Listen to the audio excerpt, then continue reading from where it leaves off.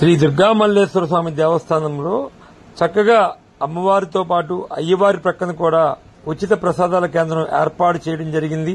ఈ యొక్క ప్రసాదాలు స్వీకరించిన భక్తులు ఎంతో చక్కగా ఆనందంతో ఈ ప్రసాదాలు స్వీకరిస్తూ ఉన్నారు. ఇది ఒక మంచి శుభ పరిణామం అని చెప్పేసి ఇలాగే మరిన్ని కార్యక్రమాలు చేయాలని చెప్పి వారు కోరుకుంటూ ఉన్నారు.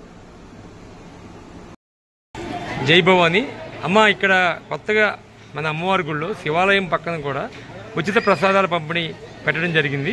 మీరు ఇప్పుడు ప్రసాదం తీసుకున్నారు కదా, మీకు ఎలా అనిపిస్తుంది?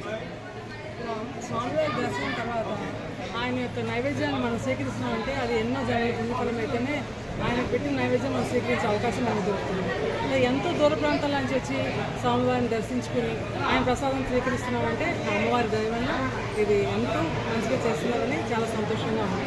ఎంతోమంది భక్తులు ఈ అవకాశం కల్పిస్తున్నారు. డబ్బులు ఉండొచ్చు, ఉండకపోవచ్చు, వచ్చిన వాళ్ళ దగ్గర వాళ్ళు కొనుక్కు తినాలంటే తినలేరు కదా.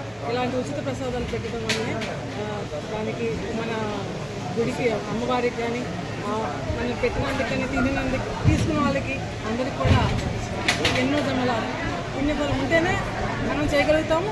అదేవిధంగా వాళ్ళు తీసుకుని దాన్ని ఆ ప్రసాదం స్వీకరించగలుగుతాము. ఓకే, ఈ ప్రసాదం ఎలా అనిపించింది మీకు? నాణ్యత విషయంలో కానీ లేకపోతే ఈ ప్రసాదం వితరణ విషయంలో కానీ మీకు ఎలా అనిపించింది? ఈ ప్రసాదం ఎలా ఉందంటే మనమే స్వయంగా అన్ని సమకూర్చుకుని స్వయంగా తయారు చేసి శివయ్య ఇచ్చామా అన్నట్లు ఉంది. ఏదో ఎవరో వండి గుడిలో ప్రసాదం పెట్టినట్లయితే లేదు. ప్రసాదం నాణ్యత విషయంలో మీరు ఏం చెప్తారు? 100% ఇస్తాం. ఓకే, ధన్యవాదాలమ్మా. అమ్మవారి గుడికి ఇంకా ఏమన్నా అదనపు సౌకర్యాలను కల్పించాలని మీరు కోరుకుంటూ ఉన్నారా? ఇంకా ఆమె దయ మనం చెప్పేది ఏంటి, ఆమె ఏమి అవకాశం కల్పిస్తుందో దానికి మనం అంటే సేవ పబ్లిక్ బయట నుంచి సేవకి అందరినీ ఆహ్వానిస్తున్నారు ఇప్పుడు. అదేవిధంగా దాన్ని పూర్తి స్థాయిలో ఇప్పుడు తిరుపతిలో ఎలా అయితే మనం సేవ కార్యక్రమాలు నడుస్తున్నాయో అదేవిధంగా ఇక్కడ కూడా సేవ. ఇప్పుడు ఆ సేవని ఇట్లా మనం ఈ గుడిలో కొంచెం ఎక్కడైతే అపరిశుభ్రత ఉందో దాని దగ్గర కూడా ఆ సేవను ఉపయోగించుకుని ఆ సేవలతో చేస్తే మనకి బాగుంటుంది. సేవ అంటే ఓన్లీ ఏదో ప్రసాదం పంచి ఏదో గుడి దగ్గర ఉంటుంది కాదు.